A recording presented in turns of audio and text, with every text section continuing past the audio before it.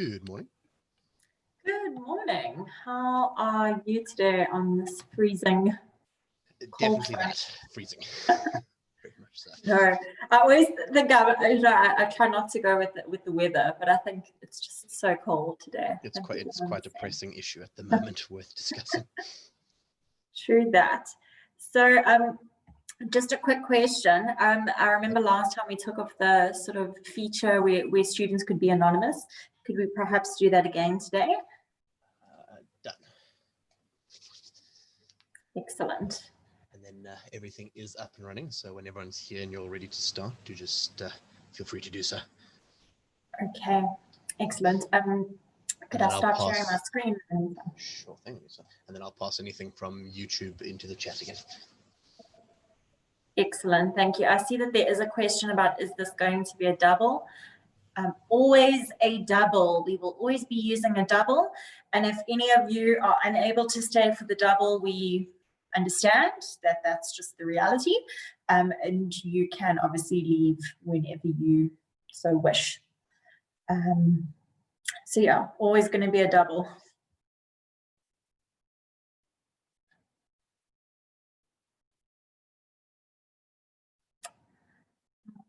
Okay. Just wait for a while.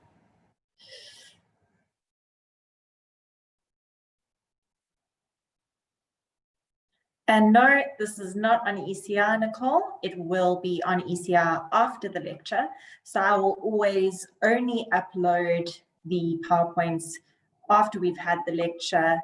I kind of want us to look at it together, and then you can go back and do your own reflections, so it will be uploaded. Okay, good morning, Colleen. Hi, Trev, how are you?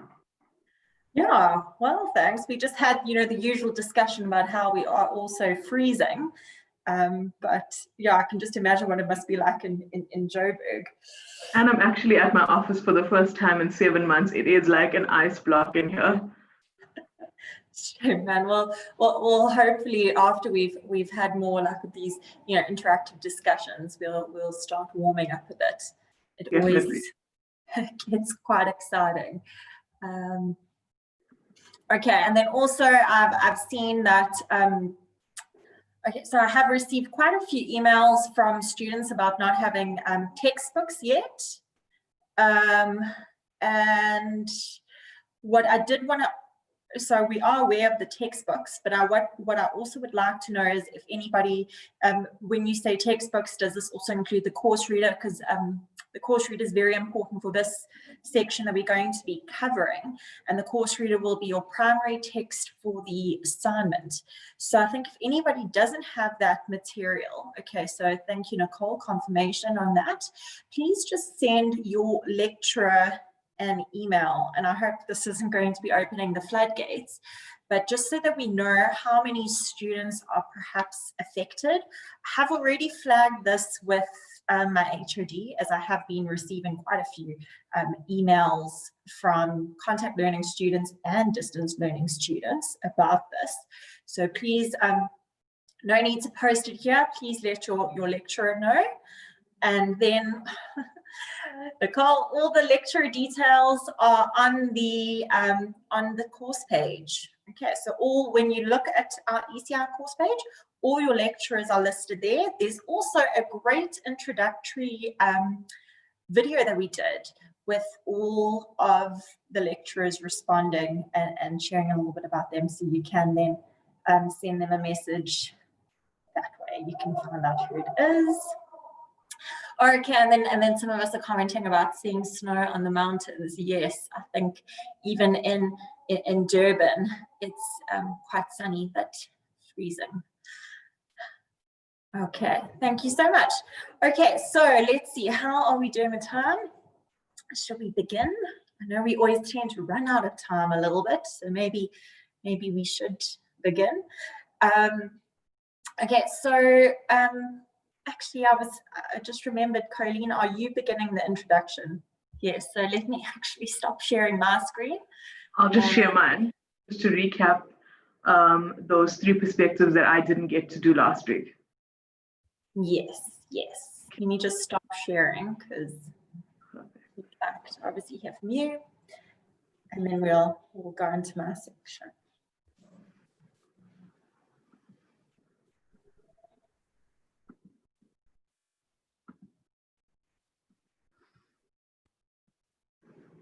Are you guys what I'm sharing? Okay, so there is, Colleen, while you're setting up, there is a question about, good day lecturers, I wanted to confirm with the principles for the tutorial. It was a challenge as I do not understand where and how we are supposed to find the principles for the theories. Okay, so thank you for that question, Avita. When we're talking about principles of the theory, it's basically the basic understanding of the theory. What does this theory say about the forces or factors which shapes behavior? It's very important for you to understand that. And then obviously we will be sharing some feedback on that tutorial individually. So your lecturer will then respond to some of the student responses. But please remember your textbook, very important, is your primary resource. And you can always see the lecture notes as a sort of secondary resource to go back looking at the main principles. Okay, and then there was a question about the HP icon, but I think that's been I've moved it now. I've moved it out of the way, but I can't really hide it. It doesn't actually ever leave. No, I hear you. Okay, thank you. Okay, thanks for the question, Rita. Okay, should I just start my section quickly? Yes. Okay, guys, so the 3 perspectives that I didn't get to go through last week is basically, I'm just going to do a recap for you guys because you should have gone through in detail these different perspectives while you were doing your tutorial. So the first one that I'm going to talk about is actually the behavioral perspective. And when we think about this, if you guys think about that first lecture we did where we discussed John Watson, he was a behavioral, he followed the behavioral perspective. And this perspective says that basically all our behavior that is observable is actually determined by external forces, which is our environment, okay? So this behavior talks a lot about scientific methodology, and it believes in controlled experiments in a lab and just observing people's behavior. So it contests the idea of humans having free will. When we think about the behavioral perspective, we think about theorists like Ivan Pavlov. He did the experiment where there was a salivating dog. So the idea of training dogs to salivate on command of ringing a bell. So here he would ring a bell and the dog would associate the bell with the delivery of food. That's what caused the dog to salivate. So that's classical conditioning. And then we also think about people like B.F. Skinner, who came up with the negative and positive reinforcements, but I wouldn't go too much in detail here because we do cover it in the rest of the course. And then we talk here about, when we think about contemporary theory, we look at the social cognitive behavioral approach. And this approach actually emphasizes cognitive processes like thinking, judging, and all of these aid in the development of our personalities. And these cognitive processes are so important for our personalities because they actually talk about the behaviors that are caused. And that actually is quite central to your personality. So if we move on here, this behavioral perspective led to the development of a major school of therapy called behavior therapy. And this is basically an umbrella term for therapy that treats mental health disorders, okay? And this type of therapy seeks to help or aid in identifying and helping to change these behaviors that we would view as, potentially destructive or unhealthy. And the whole idea here with behavior therapy is behavior is learned. So these destructive or unacceptable behavioral patterns can actually be unlearned, and these unhealthy behaviors can change. So today, a lot of therapists use something called CBT. You must have heard of it, cognitive behavioral therapy. And this therapy is mainly used to deal with people that suffer with things like PTSD, so that's post-traumatic stress disorder, OCD, people that have addictions, people that have phobias. Okay, and the whole idea here is by changing the person's behavior through maybe reward and punishment, we might also change their thought processes, which actually underlie those negative behaviors. Okay. So you guys covered this. I'm just going to go to my other perspective. Okay, so the physiological perspective here, and this perspective is basically saying that all our thoughts, all our feelings, and all our behaviors are ultimately caused by biological causes. So theorists here study things like the nervous system, genetics, hormones, the immune system, the nervous system, and they say that all of these biological processes have an effect on our behavior.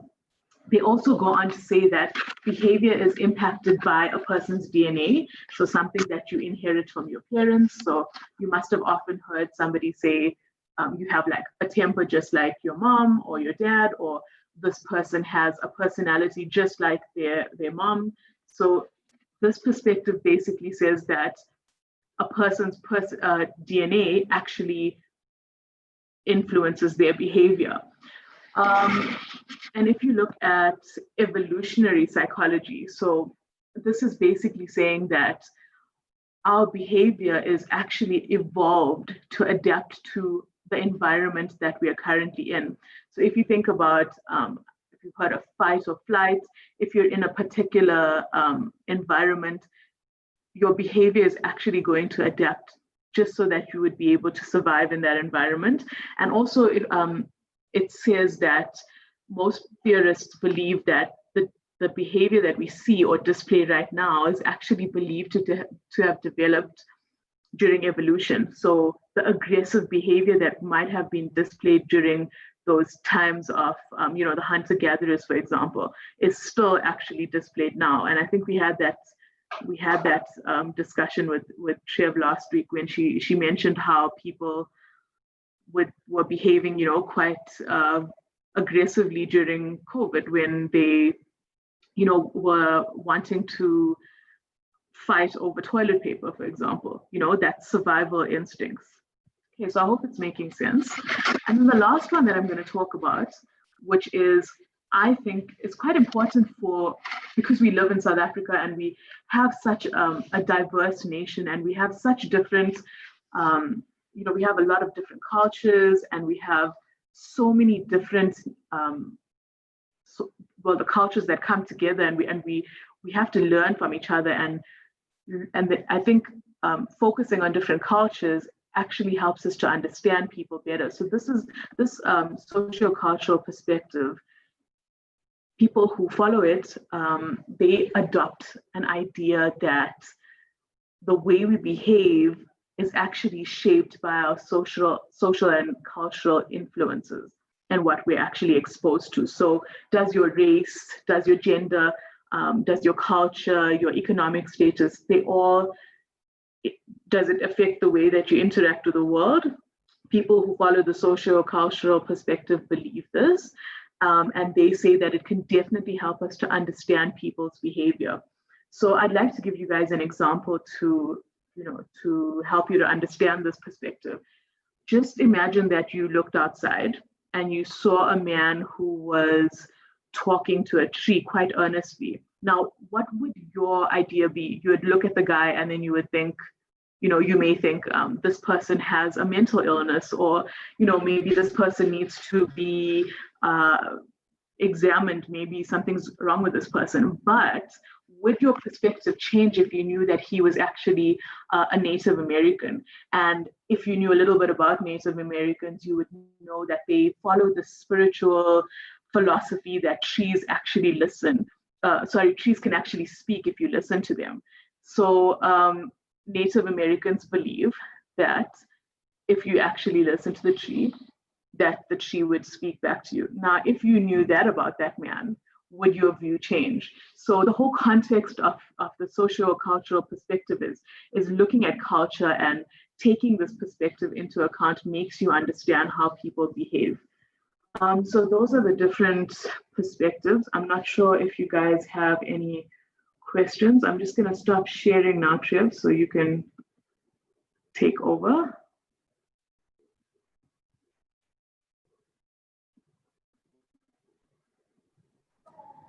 Thank you so much, Colleen. And I know that there were some questions that did come up as you were going through, but I think you did respond to some of them. So Storm then asked the question, where does social cognitive theory fall in? And I think you addressed that really wonderfully with the example that you gave. And it's so important for us to always consider a person's context, because I think sometimes we can judge a person when we don't understand them. So as teachers, it's very important that we consider what are their traditions, what are their values, what are their customs, and seek to understand it. Perhaps we might not agree with it, but it's important to understand where a person is coming from. So I think you did address that quite nicely. And then there was a comment about asking me to speak a bit slower. Sorry about that. I will definitely take that into consideration for the next time. Yeah. No, I think the more we go through something, I think the more it'll sink in. But yeah, no, it was such a great example that you gave. I was just thinking about it. And then somebody asked about, will the principles, will we be tested on it? Definitely.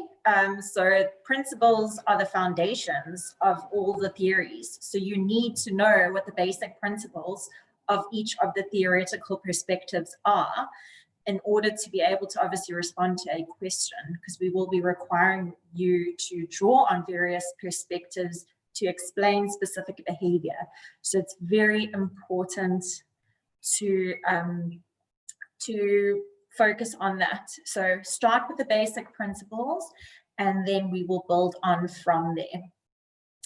Okay, so I'm going to start sharing my screen. We are going to be looking at the ecosystemic perspective, and we are going to be focusing on basic principles of this perspective in the hopes that we will build on from this foundation today in previous lectures and in the next lectures to come, where we will be looking at Bronfenbrenner's theory. These sections that we're going to be looking at, Unit 2 and Unit 3 for these next 2 weeks, will be very important for your assignment. So very good idea at this point to obviously complete the readings that I have already told you to complete in the course reader. I'm hoping that some of us have already done this. But if not, I do hope that after the lecture today, we go back to look at those readings, because we are going to be looking at key principles.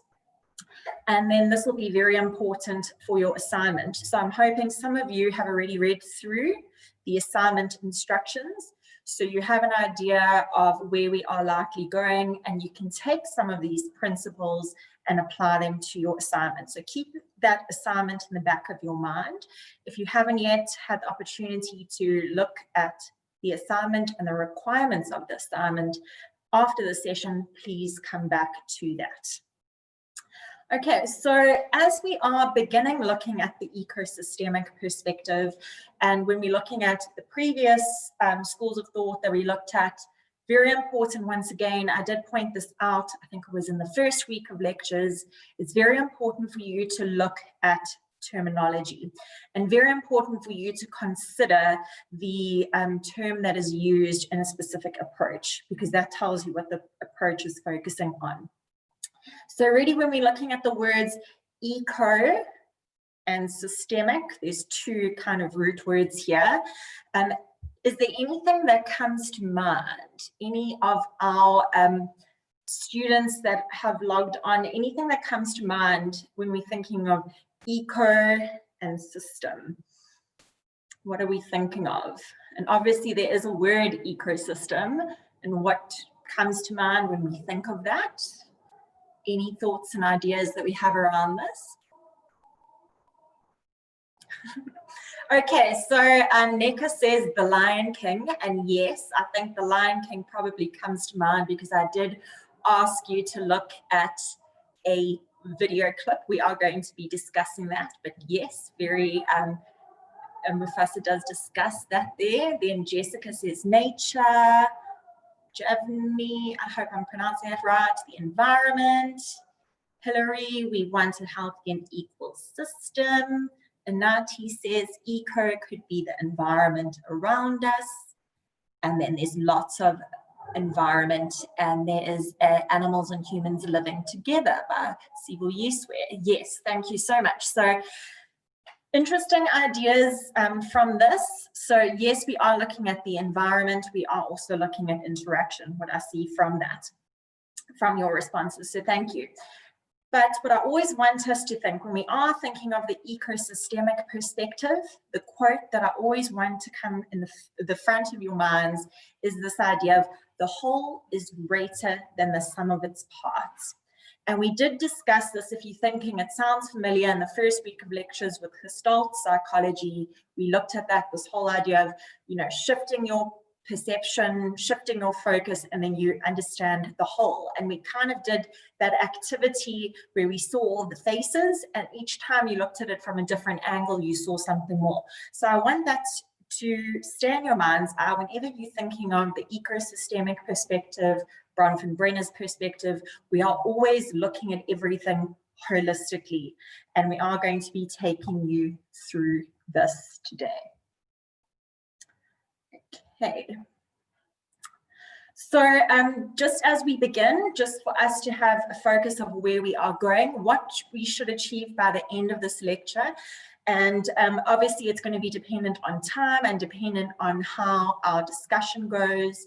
But very important for us to look at the systemic perspective, understand the core principles and key ideas of this perspective. So I'm going to be introducing you to some important terminology. And a lot of these terms we would have heard of before, but it's very important to consider it in the context of the theory.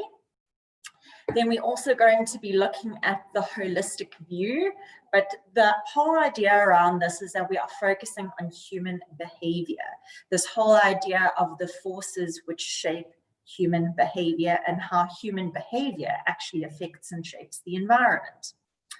And then if there is time, and if we run out of time, then it's fine because I have already uploaded an activity online. We are going to be applying these principles to the case study that can be found in your course readers. So hopefully those of us who have already read through the course reader, we will have an idea of a case study. Very important though, before we dive into applying, we need to focus on what is the basic principles of the theory, and that's what we are going to start today. We are also going to be looking at specific scenarios. So people who are watching on YouTube, those of us who are tuned in live, there will be opportunities for us to reflect on specific aspects. Okay, if you don't have your course reader, then just follow on with me. I will make a plan that you can have access to that case study. We will make a plan. Okay, thank you. Okay, so now, if we're focusing on our definition, so the first definition that we have that I want to look at is obviously an ecosystem. And I got this great definition. It was inspired by something that I read online. And it says an ecosystem is a naturally functioning system. All living organisms, from plants to animals, function within this environment as an integrated unit. So when we are looking at an ecosystem, everything has its function. Everything works together. Everything coexists in this harmony or delicate balance.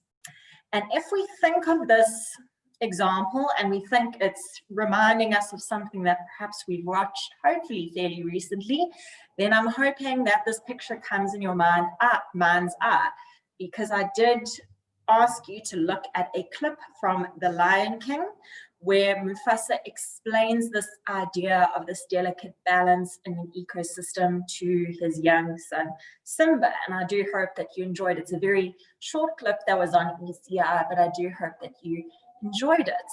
So now I want us to think, okay, so firstly, obviously there was a purpose why I wanted to show you this clip. I do love The Lion King. It is a very important part of my childhood. But also it's really interesting that psychological theory is explored by Mufasa when he explains this idea of the circle of life. So, you know, there's this conversation, those of us who haven't, hopefully we watched it online, where Simba and Mufasa are having this discussion, and Simba says, "But Dad, don't we eat the antelope?" And then Mufasa responds, "But when we die, our bodies become the grass, and the antelope eats the grass."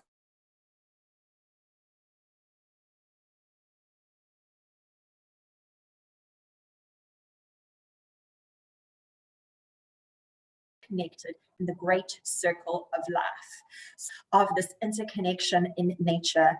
And I want us to think, how might this concept, sorry, it seems like my internet connection is unstable. Hopefully it becomes stable.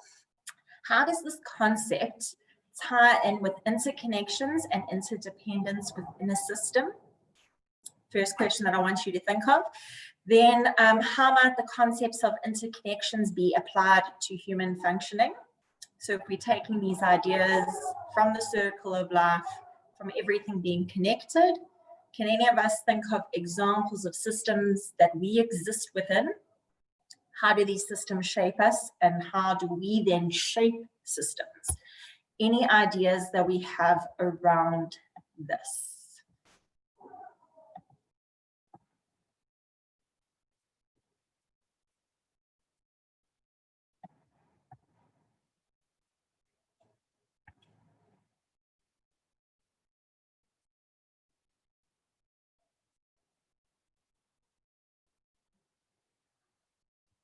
Anyone?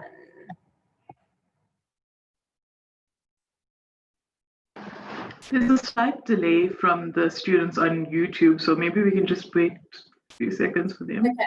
Yeah, and there is obviously quite a few questions on this page, so take your time, but I want you to think back to watching this clip when Mufasa is explaining the circle and cycle of life, where obviously, you know, when the lion dies, his body decomposes, that fertilizes the soil, grass grows out of that, the antelope will back eat the grass, the lion eats the buck, and then thus there is an interconnection of nature. There's this delicate balance that is there.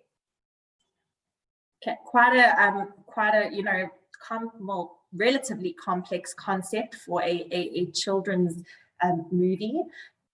But what do we think? So what do we think about this concept of interconnections? How could it apply to human functioning?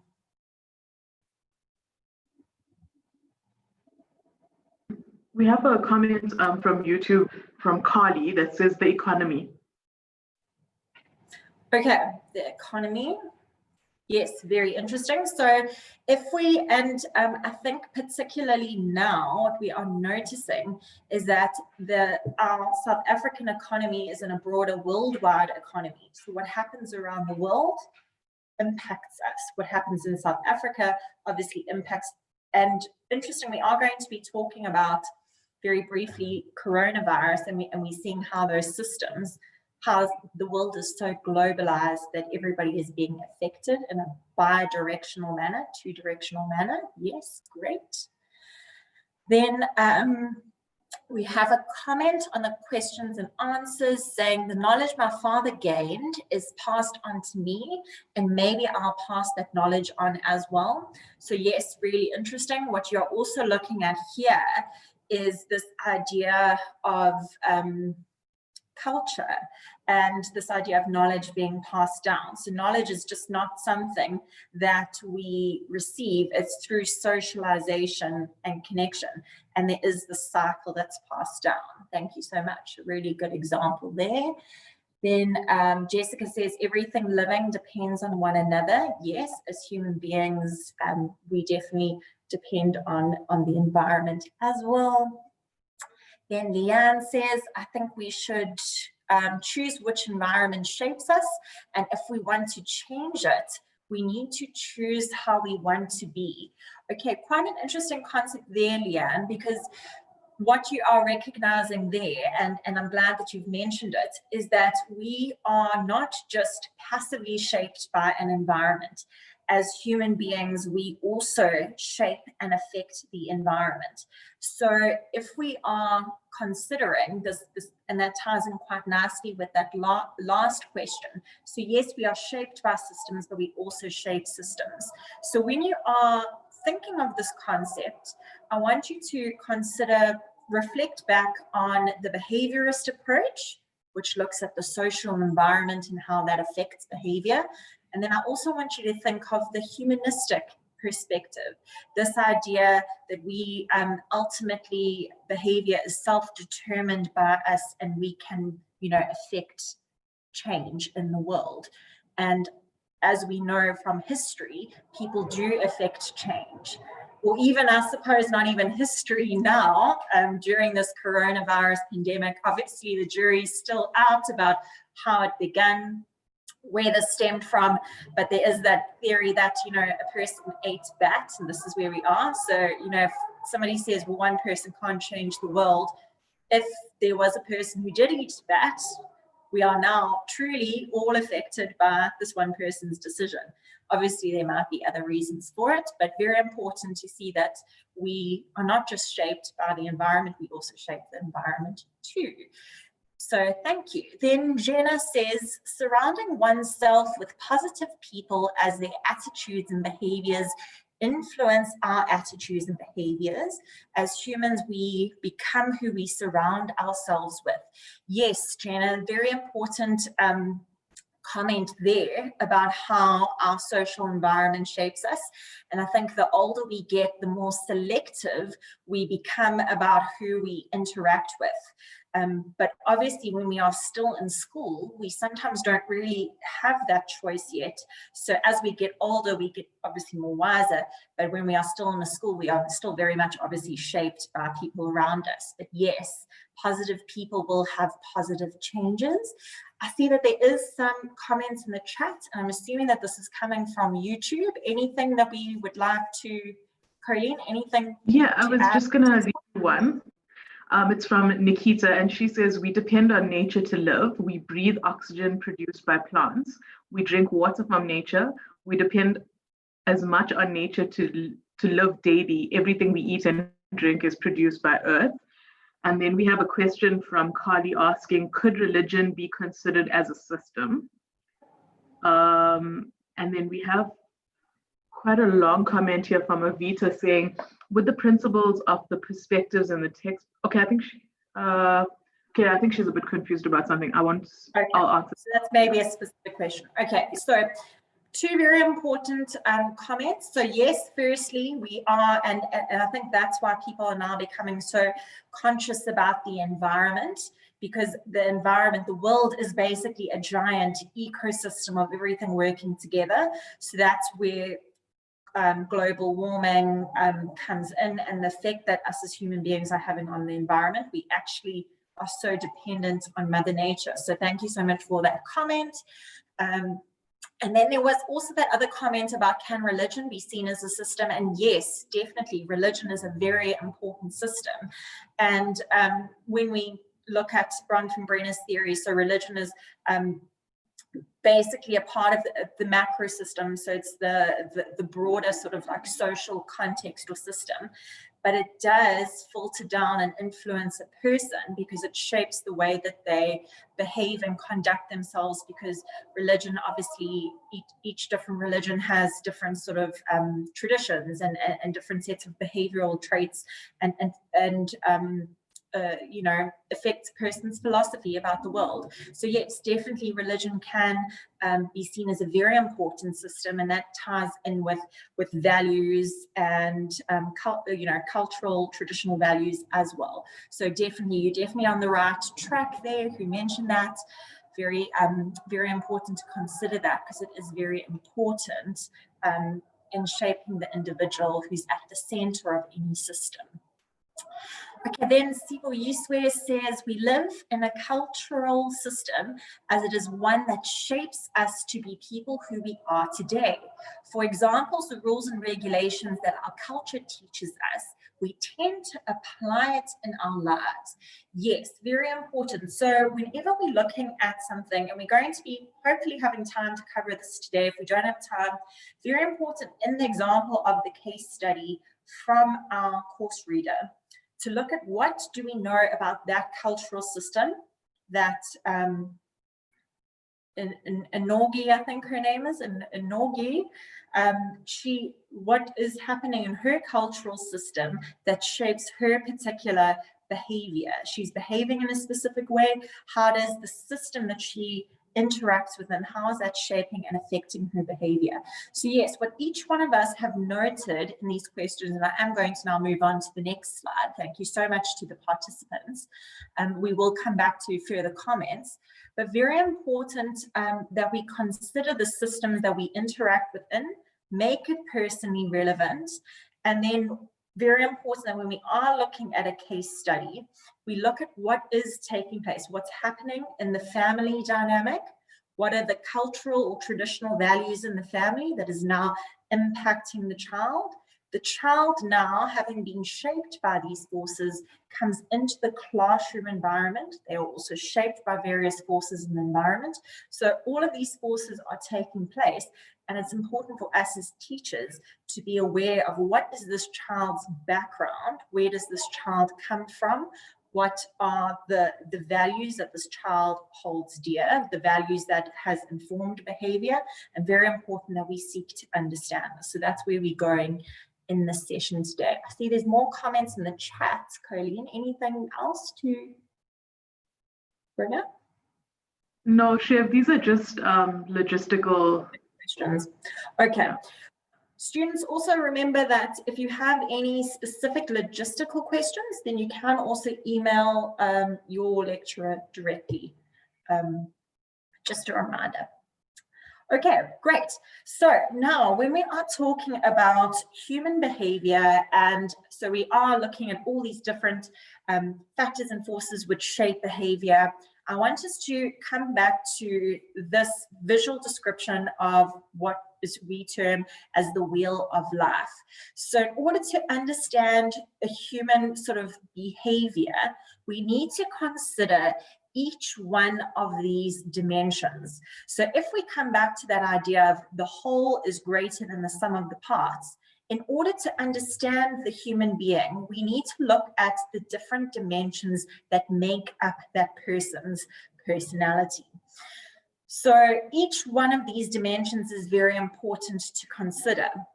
And once again, when we are looking at the case study, and for next week when we have the tutorial where we will be looking at a different case study, it's very important that you basically take note of what is being communicated in a case study about the person's physical dimension, emotional dimension, social dimension, and such.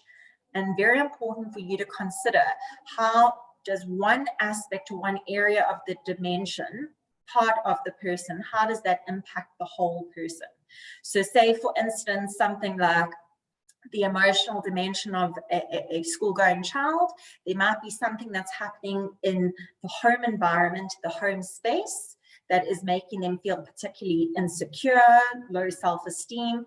This then perhaps maybe affects their behavior on the playground, in the school playground. So in fact, what's happening at home, that emotional need that's perhaps not being met, is actually now affecting the child's social interactions. So very important that when we are looking at a human being, we consider all these different aspects that make holistic behavior. We as human beings are not just made up of one dimension, we are made up of multiple different dimensions, and this can be understood as a circle. Each one of these dimensions affects the whole. Okay, so there's more comments in the, are the chat still logistical questions? Yes, it was just, yeah, definitely logistical. I'll let you know when there's something. Okay, perfect. Okay. So now what I thought of doing for this next section, so it is going to be, a lot of it is going to be focusing on core principles, but before we get to the core principles of the theory, and Andreas Baron, one of your lecturers, discussed this really well in the segment that he put together in response to psychology as a whole and tutorial 1. This video is available online, and he spoke about how important terminology is. So I thought that as we began this new segment, and because it's very important for our assignment, it's very important that we use the correct terminology and we understand these terms so we can apply it and understand it. So the first kind of key concept that I want us to look at is this idea of circular or cyclical interactions in nature. And the image that I want to come in our mind's eye is of this spider web that is very interconnected. So as we can see by this picture, very intricate detail. Spider obviously spins its web, and then when insect comes in, gets stuck in one part of the web, it kind of shakes the whole structure. So very important that we consider the interconnections. So as we are going to be working through this, I want this picture to come in your mind's eye of everything being like an intricate web, and it's very important to consider the impact of the entire structure.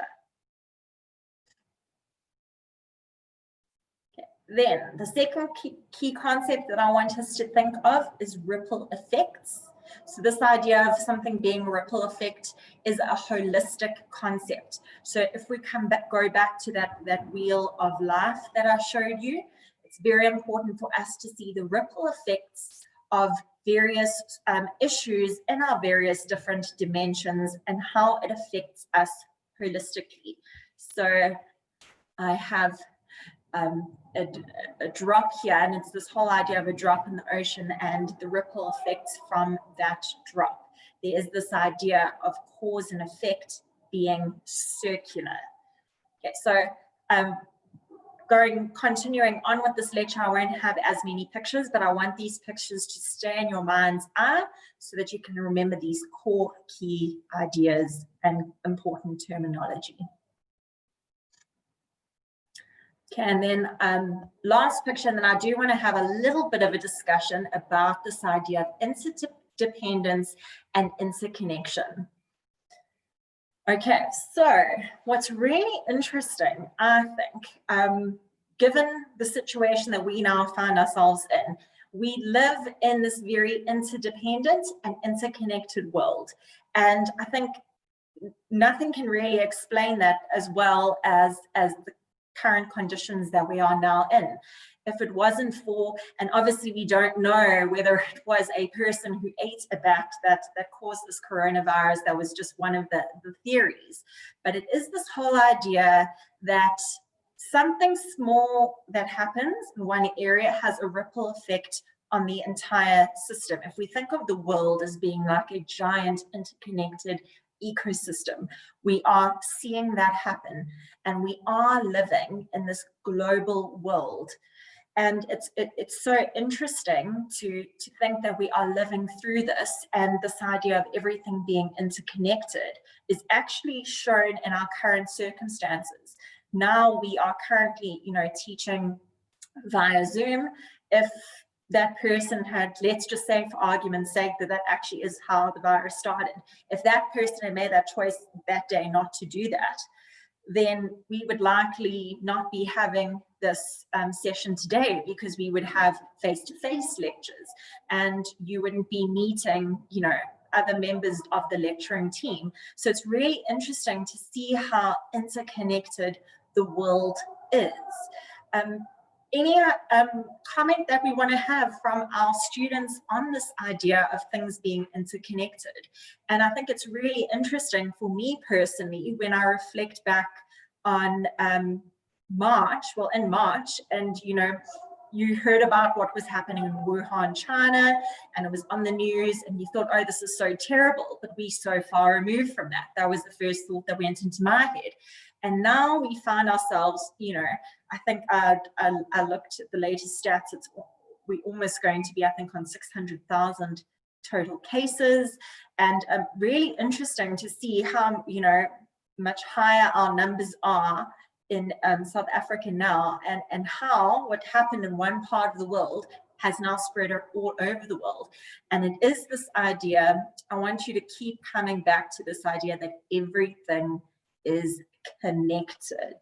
Okay, and this is not in like a conspiracy theory way, in a systemic way. Nothing exists within a vacuum. Everything is shaped by various systems. Yes, Jamie, I know we have an 80% recovery rate, so that is very good. So yes, thank you for that. Yeah, we just have I think it's more like a question or a comment here from YouTube, somebody that's watching on YouTube. She says, I don't understand the ripple effect towards the picture. Okay, so the previous picture of the little drop. Okay, so when there's a drop in the ocean, the drop comes, and then from that tiny little drop, you see smaller ripples, and then it gets larger and larger and larger. So that tiny little drop has an impact on the whole. Okay, so it's even when you're in a bath and something drips, and then it's from that drip, you see that there's a ripple effect that comes and it gets bigger and bigger. And obviously the heavier something you drop, the bigger the ripple effects will be. So it depends, even if it could be something small. So if we're even thinking coming back to the ripple effects of what happened in Wuhan, China, that seemed to be far removed. People thought it was contained, and now we're at a stage where that little semi-isolated incident at that time has now spread out on the whole. Okay, great. So yes, I do try and make the pictures are always trying to be purposeful, but if you want me to explain my decision for choosing it, I'm very happy to do so. So thank you so much for that. Then Leanne says, I think it is interesting because we always think that something that happens to somebody else will never happen to us. Yes, and I think I was definitely guilty of that in that time. We think we are removed from something. Meanwhile, we all exist within this very interconnected system. Particularly now, I think even in this digital age, everybody's interconnected. What happens in one part of the world has a ripple effect on the other. So we must never think that we are isolated and we aren't impacted by various things. We really are in this global world. Everything is truly connected. And I also want to draw attention to it when I talk about interdependence. It's different from independence. Independence, staying alone. The inter, when there is the TER, meaning it's not standalone, there is the circular connection. Okay. Excellent. I see there's more chats coming through, but that's great. Colleen, just if there's any comments from YouTube. Yes, so there's a one from Talia, and she's saying, I think we are all connected. For example, our heart is joined within our body. Nature is also connected. The two birds that are communicating with each other through sound. I think she means, yeah, they are like two birds communicating, so we aren't alone. And then Nikita's just commenting saying, thank you for that. I think she's thanking you for your explanation on the ripple effect. So she's like the coronavirus ripple. So she understands it now. Okay. And then we have Zenit saying, I think regarding even the financial systems, the world is connected through trade. Yes, definitely. And I think that's such a valid point as well. And then, depending on what's happening in the world, the economy and financial systems are so dependent on events that happen, and it's always the ripple effects of that one event. And I think somebody has spoken to this, and it's such a great example. Where says, perfect example of a ripple effect is the recent explosion in Bahrain, and it was felt as far away as 200,000 kilometers. And I think that that's so interesting, because it's the ripple effects of everything. Everything is interconnected. Then Avita says, with the whole pandemic, it seems as it brought the whole world to act as one, where people become connected to reaching out to the vulnerable and so they're economically vulnerable. Yes, Avita, correct. And I think that this has forced us to realize, and I know everybody keeps saying we all in this together. We might not be in the same boat, but we're all in the same storm. But it really is true, because we are all affected. Nobody is immune. So thank you so much to those comments. And there was also that comment on YouTube about, even as human beings, I think you were saying about us being holistic, we mind, body, and soul. And yes, so important. We are going to be looking at that, because if something affects you psychologically, mentally, sometimes it actually has an effect on your biological health. And how can we explain that? Because we are an interconnected system, even as a human being. Okay, then, the same questions just popped up. Okay. We have another, can I read this one out, Trev, from the chat? So it's Nikita again. She's saying, she's quite active today. She's saying, this shows that we need each other. The Earth system doesn't depend on one person, but all as a unity. One positive and good impact goes a long way. As the opposite, it can affect us all in a bad way. Yes, and thank you so much for that, Nikita, because I do think sometimes, as much as a lot of the times, I think my example is looking at all the negatives, but yes, the one positive influence can change a whole system. I mean, if we think of our history of apartheid as being a system, it just, took one person to inspire a group of people, to rise above and challenge. And, it's this whole idea of never underestimating the ripple effects of positivity. So thank you so much for that. It's always good to have a positive focus. And then Storm asked, could we expand this idea to the solar system? We also depend on the gravity, the sun and the moon. Definitely. Everything exists in this very delicate balance. Okay, thank you so much, Storm. I think that that's a really good comment. Also, obviously, the lunar effects on our tides, everything is connected. And then there's Suba Yiswe says, it is also interesting that we tend to take something seriously when it actually hits home. Very, very interesting psychological comment there. Reason being that we did not seem to be moved much by the coronavirus when it was in China. But now that it is in our country, we are now taking the necessary measures and precautions.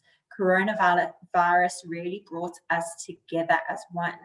And yes, I really like that idea of bringing us all together as one, because even now as we sit in this lecture, we are all together as one, whereas, you would have all been divided into different classes, but here we sit sharing this. So thank you so much, Sibu Yiswe. Really great hearing from you students. Okay, excellent. So back to some of the theory, and we will obviously have more discussions coming through. The ecosystemic perspective, so it has evolved out of these ecological and systems theory. We are going to be talking about that very briefly, but we are already, as we seem to always be in these sessions, a little bit ahead of where I am intending to go. So very important that when we're looking at the ecosystemic perspective, we look at how the environment shapes a human being, but also how us as human beings shape the environment. So it's this idea of two-way or interdependent influence. Nothing is standalone, nothing happens in a vacuum. Then, okay, really spoke about this idea of everything being interdependent and interconnected. So us as human beings with the natural environment, the two both shape one another. And then I see that there are comments coming through in the questions and answers, so I will address that now. But just an idea in a nutshell, this is the basic core principles of the ecosystemic perspective, but we are going to be unpacking some of them. But very important that we need to consider the network and the system. And as much as we're looking at things at the moment, it's very important for these channels of communication to be open. Okay, so Jamie says, our environmental destruction is evident in the fact that in August, which was warmer, there is now snow in different areas in South Africa. Yes, so we are seeing the effects of perhaps global warming and other aspects of how we choose to live and how we conduct ourselves and the effect that it has on the environment. And obviously, I think that's where people are becoming a lot more conscious and aware of what happens environmentally. Very important. And then do we become too dependent on things though, i.e. humans with technology due to the pandemic? Very interesting question. I think there's various different sides of that debate, Storm. But yes, definitely cause and effect. I mean, a really sort of interesting thing there, and I think we could be here all day discussing that. But yes, the technology actually affects the system as well. And yes, we can say that perhaps we are too dependent on technology, but we need to use technology where we can, because now I'm so grateful for technology that we are able to connect with one another in this manner. Okay, yes, so Jamie then mentions that in some parts of the country there is warmer weather, where in other parts there are colder weather. So yes, it's very important to consider the systems and how different areas are affected by different elements. Okay, so I am going to, so I think we have got through a lot of this.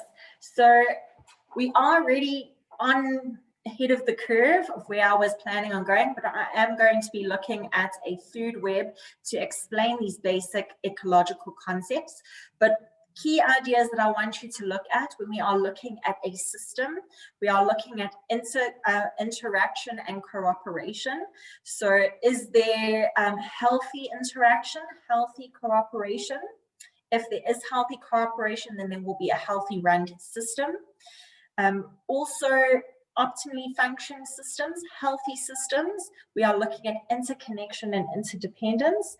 Obviously, if there's open channels, so say for instance, a lot of the discussions that we're speaking about now about the impact of human behavior on the environment, obviously we are seeing that there's very negative interconnections there. The way we live our lives and the way, you know, humans are basically polluting the environment, well, not basically, they are. We see that there is a very kind of destructive cause and effect chain there.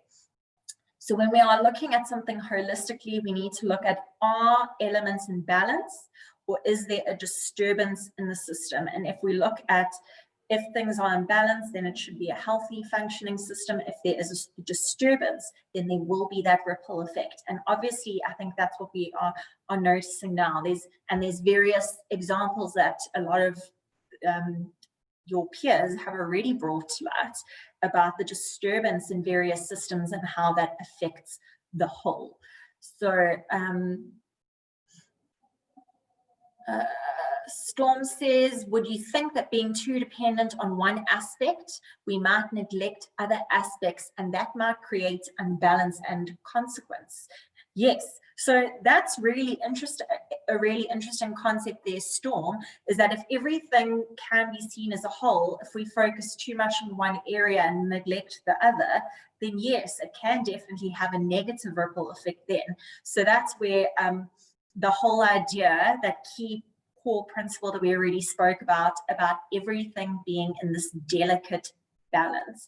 And I think and the reason why I drew attention to the Lion King is that I think it's quite a complicated theory, but Mufasa explains it in such a beautiful way when he says this delicate balance, everything is very delicate. So yes, we do need to consider every aspect. So thank you so much for that, Storm. So now what we are going to be doing is looking at a food web. Okay, so if we think back to, very much this was discussed in The Lion King as well, he's basically discussing this ecological principle of a food web to, well, Mufasa was discussing it to Simba.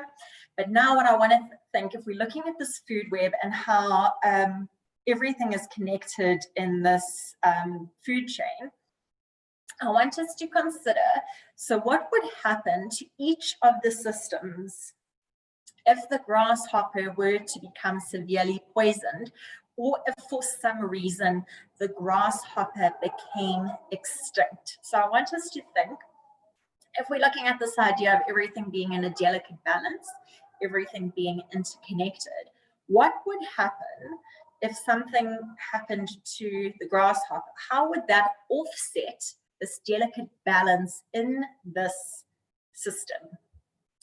What do we think? And obviously, I think we can draw a lot of conclusions to what's happening with the coronavirus and how things are offsetting the delicate balance. But for now, let's think of a sort of food web or a food chain. What would happen in this particular ecosystem if something were to happen to the grasshopper who is over here?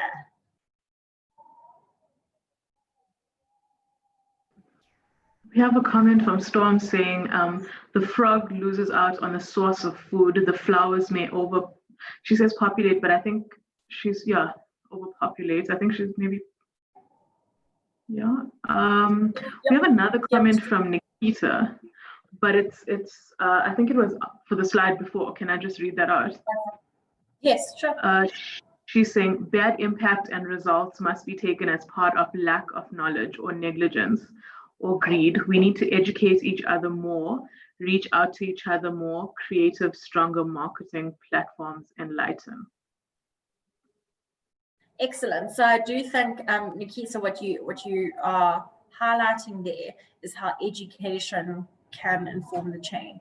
So really important, because the whole idea of education is that as much as it's a system that exists quite, externally to an individual, it's also part of the individual system. So the more we educate people, the more people have these kind of discussions and they become aware, the more they are able to change. So yes, we will be looking at these ripple effects as well. So thank you so much for that comment. Then Jessica says, so the part of the web will die because the rest of the animals depends on the grasshopper. Yes. So I think the thing is that then it's also interesting, because then does the frog then perhaps start to eat another source? And then how does that then affect the delicate balance or the chain of events? Also then, if the sort of frog eats the poisoned grasshopper, snake eats the poisoned frog, then we see the effect of, and then it becomes almost like its own pandemic, what we are finding ourselves in at the moment. And then that ecosystem becomes poisoned. And now everything that was healthily function, it now becomes this toxic environmental space. And it can just happen by one little incident. We might think that this is an isolated incident, but it's all about the impact that it has on the whole. So thank you for that. Then we have a comment by Anati, who says the cycle could be changed because it is the first source of food and the other animals. Yes, and that's really interesting, because when that cycle changes, so the frog now starts eating another food source, what would then happen? How would that then? And I think Storm then spoke about it. Is that, would there be too much foliage or plants? How would that then affect the system? So everything works together in this balance. So it's very important to consider this. Then Talia says, I think the frog will lose its food source and perhaps die out. Therefore, the snake will be infected. Okay, yes, so we said causing the ripple effect. So yes, we see how there's this negative ripple effect from that. And then Storm mentions the grasshopper eats the flower. When the grasshopper is out of the picture, the flowers are not kept under control. The higher you are on the food web, they do not get as affected as the animals in the lower part of the food chain. And yes, while this might be true, that they might not get as affected, it can even affect them at some point if the ripple effect is great, as we are seeing obviously in this current social time that we find ourselves in. And what we are trying to point out here, so if we, and obviously this is a core focus for the ecosystemic perspective that we are going to be unpacking when we look at Bronfenbrenner's theory, and a lot of these ideas are repeated and reiterated in his perspective. But it's really important to consider the balance. Everything exists in this balance, and it's very important that when we implement solutions and changes and try to help the system, that we need to consider all the elements, okay, because of this whole idea of ripple effects. We want there to be positive ripple effects. We don't want there to be negative ripple effects. So I think what all of us did notice is that obviously there is this very delicate balance. And obviously I'm hoping at this point that we are thinking about you as a teacher and the impact that you can have in the classroom space on a child going forward. And I think that probably many of you, that might have been one of the draw cards to studying education, was that you wanted to implement a positive effect on future generations. And that's really what it is. That's the power of education. And one of the other students mentioned that about the environment and how we need to empower oneself with education.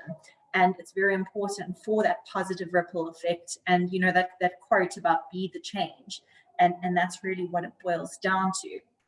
So yes, thank you. Please have this in the back of your mind about the school environment too. Okay, so I think we've covered quite a lot of this.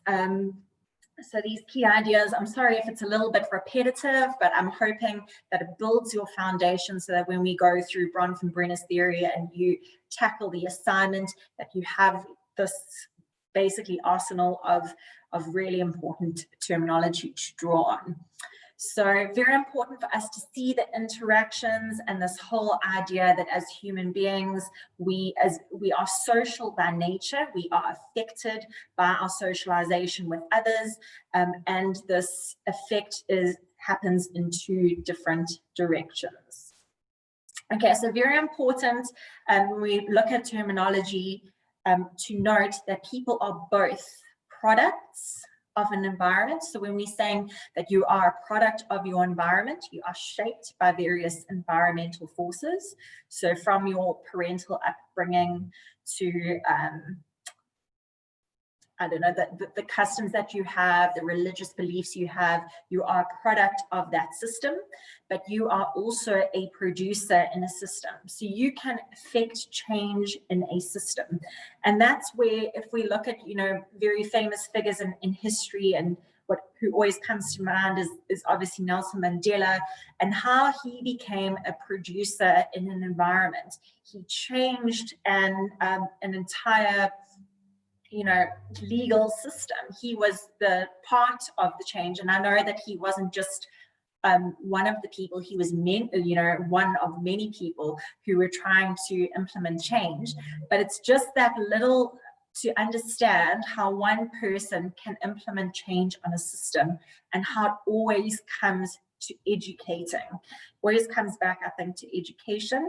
And I know many of you have mentioned that in the system, but very important to consider this idea of being empowered through education. Okay, there are comments coming through in the chat. Anything that you want to draw attention to, Cody? There was a comment, but it was about that ecosystem that you were talking about, the food chain. So I don't know if you want to revisit that, or was it? It was just about the frog resorting to eating a different food source. But Carly mentioned something else here, and she says, in an ideal world, education would counteract any possible negative impacts on the environment, but it's not an ideal world. So how then do we combat this?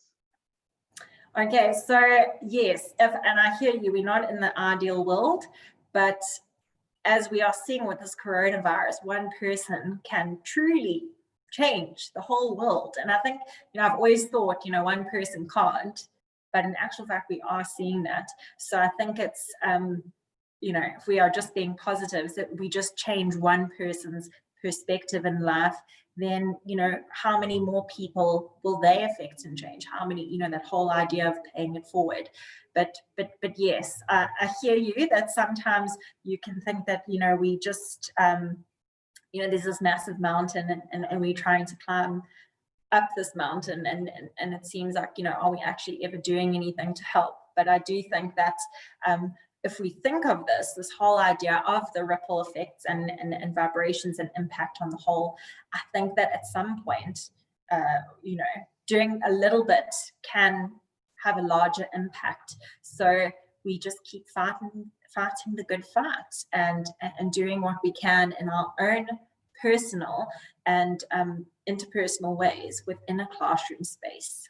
So I think that can, and I think as teachers, most of us have about, average 30 students in a class. If you can just get them to see something in a different way or to think differently or respect one another, what would the ripple effect of that be in 20 years time? And obviously we will never know, but hopefully it's this case of, and somebody else spoke about it, this passing down of knowledge. So, you impart the knowledge, that person is then empowered and then imparts knowledge on the next person. And then where would we be? Hopefully in a better place.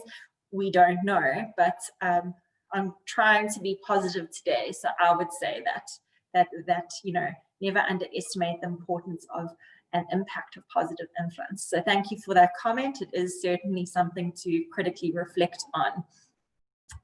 Okay, so now when we are applying systems thinking, so I want us to consider, so this whole idea of everything impacting, shaped interdependently. So I thought of using this concept of stress. So for some of us, and I'm sure sorry about the wind in the background. I don't know if you can hear it. It's like it's gale force winds here.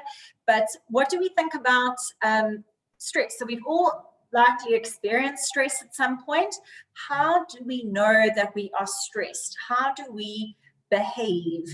Is there anybody who wants to kind of think about how is it that we conduct ourselves? How does our behavior change when we stress?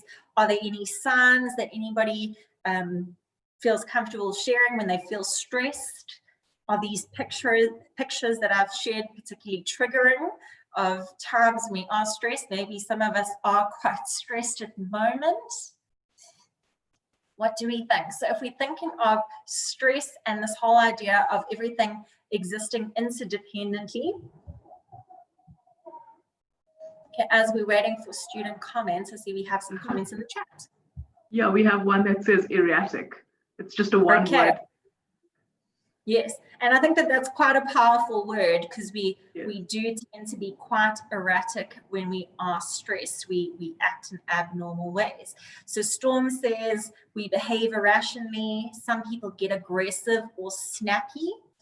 Interesting. So what's interesting that what you're noticing there is that this feeling that they might be aggressive towards other people, so it might affect them socially. And then the next point, some like to isolate themselves. So yes, once again, when they're feeling stressed, it has an impact on their social dimension, social need. Others get weepy. There is somebody saying, I stutter more. Interesting. So when you are stressed, it actually affects your way in which we communicate. So obviously, something that's quite a biological feature of human beings, very interesting. We become frustrated by little things. So yes, it's that whole idea of you have a short fuse. Okay, often when individuals get stressed, they're unable to concentrate. Okay, so yes, that's really interesting, Celicia. So this idea, when we are stressed and it's emotional feeling that we have, it actually affects us cognitively. It affects our mental functioning. Yes, Colleen. We have, I think the students are commenting in the chat because they'd like to be kept anonymous. So one of them says, when I'm stressed, I bite my nails. I think this is quite a common one. And if somebody comes near me, I think I start shouting at them for no reason. And then another student says, I have major anxiety and I tend to have several different reactions depending on what I am able to release.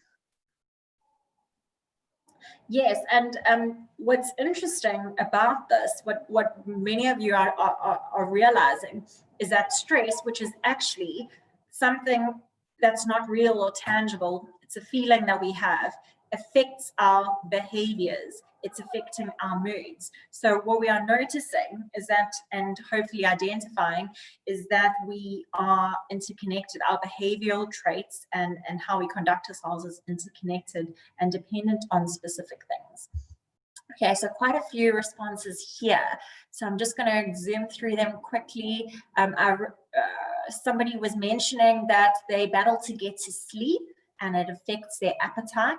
That's really interesting because both sleep and eating, obviously biological functions, that's actually offset by this. Somebody speaks about, so Jenna mentions getting headaches, and that's really interesting because, and I don't want to complicate things too much here, but that's sometimes what we refer to as a psychosomatic symptom. So because our psyche, our mental health is at a low, then it actually manifests itself into specific, behaviors that we have. Or so I know headaches is a good one. I know for me, I get a really tense stomach. It feels like my stomach is in knots. Really interesting that these things can happen. And then if it's prolonged, obviously, it can actually affect your health in, really dramatic ways. So that's, that whole idea of stress kills, because it's very important. We as human beings are mind, body, and soul. We interconnected. Okay, somebody says, get body blush, hands shake. Yes, so it's interesting that your cheeks sometimes get red, going blank at times. Yes, and then there's somebody else that's saying that they like to comfort eat. Yes, so it actually affects our appetite. And someone else is saying, there's a point that I want to, okay, think clearly. And some people, and that's interesting, some people have panic attacks. So yes, definitely, obviously a very heightened response, but your body is basically communicating something to you. And it's very important that we pay attention to these cues, because we are, as we have mentioned, this holistic, human beings are holistically shaped. So very important for us to consider all of these aspects. And what we are all noticing here is that a feeling can manifest itself in different ways. So very important that when we're thinking of something, we consider, once again, that idea of the whole is greater than the sum of the parts. So when we are snappy, we need to peel back the layers and reflect on what might this be stemming from, and look at our holistic system. Are we truly being holistically healthy? Okay, so coming back to, so I know that there were some more pointers. Sorry, I'm not going to have time to address everybody's ideas, but I think all of us are recognizing that the stressful behavior does manifest itself in specific ways and in very personalized ways too. Okay, so in order for us to be holistically healthy, so we've spoken about this idea of this delicate balance. Things need to be balanced in the system. There also needs to be this healthy bi-directional or two-way interaction. So when we are looking at, a kind of specific behavior, and once again, obviously now we're looking at it from a self-reflective perspective, but in the classroom space, it's very important that we consider the children's behaviors. Where might this be stemming from? If we are considering this wheel of life, We are only seeing one part of the behavior in the classroom. What might underpin this behavior? What might be happening emotionally? What might be happening socially? What might be happening physically? And very important for us as teachers to recognize these cues. Okay, so very important that we talk about health. We're looking at psychological well-being as well as physical well-being, and we need to see the two as being interconnected. And I know that for a lot of that first questionnaire, when I was looking at students' responses, many students were talking about this idea of mental health. And it's really interesting for me, because even as, so I've been lecturing at Embry, I think going on 7 or 8 years now, and it's really interesting for me seeing even the sort of evolution and progression of students' thoughts. And it seems to be that a lot of students that I'm now interacting with are a lot more aware. And it does kind of speak to the sort of time that we're in, and people are, you know, children are encouraged to be critical thinkers and to consider the mental health. So I find it really interesting, and I think it's a really good thing to be a part of. So very important that when we are looking at health, we need to look at all of the systems, and very important that when we are thinking of a child in our classroom, we need to consider all their different dimensions and their various needs. Okay, so also when we are looking at systems, it's very important for us to consider subsystems too. And I think we have been unconsciously, maybe we're not completely aware, we have been looking at all these different subsystems that people interact within. But let's consider the example of the immediate and extended family. So how do we think our behaviors are shaped? So there is this idea that because we interact with our immediate family on a daily basis, what we would refer to as proximal daily interactions, they would impact and affect us the most, but we are also then impacted and affected by our extended family. And then also we impact our family and our extended family based on the roles that we have and the roles that we play. And sometimes our family has designated roles for us. And this is something that's going to be very important when you do read through the case study that we're going to be looking at. If we do have time, I'm not sure how much time we do have, but anybody thinking of, so how might this idea of bidirectional interactions, bidirectional forces, how might we understand this from the immediate and the extended family? And then also, I know Colleen mentioned earlier, from a sort of socio-cultural perspective, what I find really interesting is that in South Africa, we also see a lot of families living together as this sort of community. And that's really interesting from a sort of impact perspective. Okay, so Jamie then shares saying we interact with certain members of the family depending on our views versus theirs. Yes, and I think it's also really interesting because a lot of the times we are impacted by our families to some way or another. It's the value systems that they instill in us. Sometimes we even go down the same paths that they went down. I know for me, for instance, my mother was a teacher, and she was an avid reader, and I am now an avid reader, and obviously, you know, teaching teachers. So it's interesting how that affected me. And then if you think of the decisions that you make in life, how much of that is impacted by your family in some way or another? Sometimes some of us might go down a different path in our family, but it's, you know, that decision is basically informed by our experience with the family and then our ability to then change. But what do we think? Perhaps anybody has any idea about the roles perhaps that we play in a family? Always really interesting, because I think sometimes the roles change as we get older in a family system. And sometimes it comes full circle. So there is the parent who raises the child, and then, you know, sometimes the parent gets to a specific age where we as the child then take care of the parent. And then we see that there's a role reversal that happens here. But any ideas that we have about family or any other examples that anyone wants to perhaps speak about systems and subsystems? Chair, sorry, I just wanted to let you know that I have to leave because I have to set up for my live lecture now. If one of the other colleagues could please have a look at the chat section for you.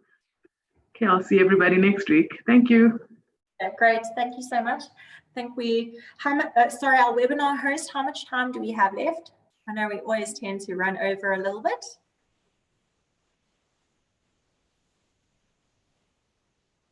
Sorry, there are 10 minutes left in the session. 10 minutes, okay, great. Thank you so much. So Storm then mentions, I think when our parents become old and frail, then the child becomes almost the head of the family. Yes, very interesting, as they have to run the household. However, the children still carry respect for the parents. Okay, yes, very interesting. Thank you so much for that, Storm. Then Danae says, in some families, it is always the older sibling looking after the younger siblings. Yes, really interesting. And what's interesting about this, this expectation that we have about, you know, the roles that people play, sometimes these roles can be quite gendered. So there is this idea that this is perhaps women's work, or this is what the men in the family do. And we see this coming through very strongly in the case study in your course reader. So really interesting to look at that. And then Storm then mentions, I beg to differ, I'm the youngest, but the older siblings are immature and feel like I look after them. Okay, so yes, that's really interesting there, because it is a role reversal, and sometimes we have to consider each system because people might play different roles in different systems. Yes, thank you for that, Storm. Okay, so I'm going to move on because I do want to, let's see, is there anything? Okay, so I just want to mention this as our example, and then if there's time, we'll have a quick chat about our case study. But I want you to consider, so now from a sort of teaching perspective. So if we're looking at we've looked at the key terminology of systemic thinking, what might happen if a child in your classroom environment, how might they be affected if, let's say, their parents are going through a divorce? So there we see that there's now a sort of disturbance in that family system. Perhaps it might even be a case of parents are going to different households, the child is going from one household to another. How might that affect the child's behavior in the classroom? And why I ask you to reflect on this is that it's very important as a teacher that there is this open communication channel between the home environment and the school environment. Each environment is its own ecosystem, if you want to think about it like that, but it is an interacting system too. And that's why it's very important for you as a teacher to be aware of what is happening in the child's home space, so that you as the teacher can provide specific supporting structures and that you're not then affecting the child negatively. So how might the child's behavior change in the school environment? Anything that what would be the, and why I also ask you this is that behavior is always communicating something. And as a teacher, it's very important that you should be able to kind of interpret that behavior. And sometimes obviously our interpretation is incorrect, and that's fine, but it's very important that we are aware of what the child is perhaps communicating. And when there is a change in behavior, what might be the cause of that change? Okay, so there is response. I don't know if there's anything in the chat, but it's saying that the child may become disruptive or aggressive as they are indirectly expressing how they feel about the situation. Yes, so it's very important that that aggressive behavior is understood of where it is stemming from. So if you then, as the teacher, respond aggressively to this child, that's actually not going to solve the problem. And it's also important that we obviously don't let aggressive behavior go we have to respond to it in an appropriate manner, but it's very important to understand what is the child's behavior actually communicating to you as the teacher. Yes, then another response saying the child might become withdrawn from interacting in class. So yes, we might see that emotionally this actually affects their social interaction. Okay, then we have a few comments here from Talia saying the child will become emotional. The teacher could see a decrease in the child's marks. That's very interesting there. So the teacher might incorrectly assume that the child has now become lazy, but this is actually stemming from something else.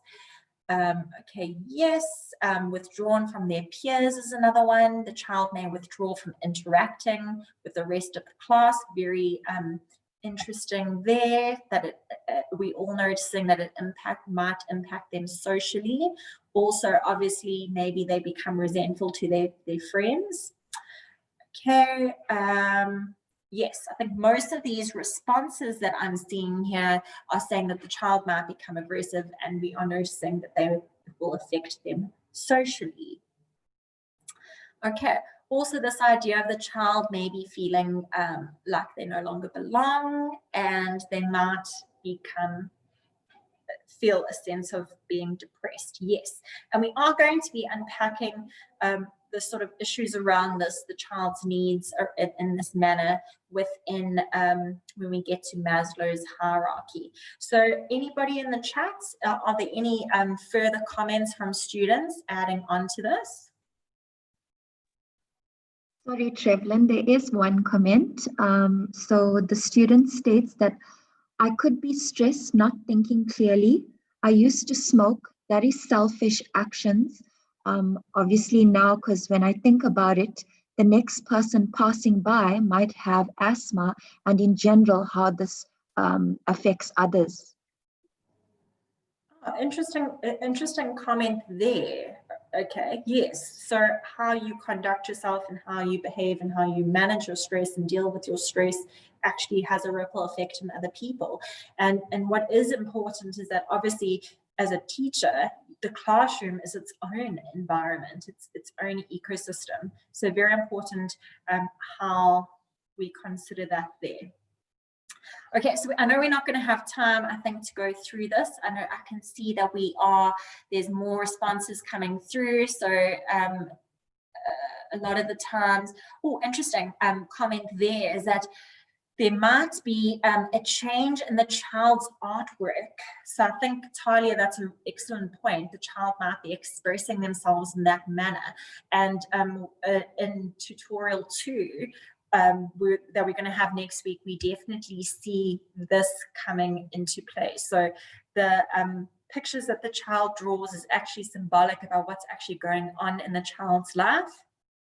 And this is actually, a lot of the times used in therapy. So children will express themselves, perhaps through drawing a picture because they maybe don't have the words, or sometimes in their play. So it's very important for you as teachers to pick up the signs. Obviously, very important that you then refer the child onwards if there are massive issues.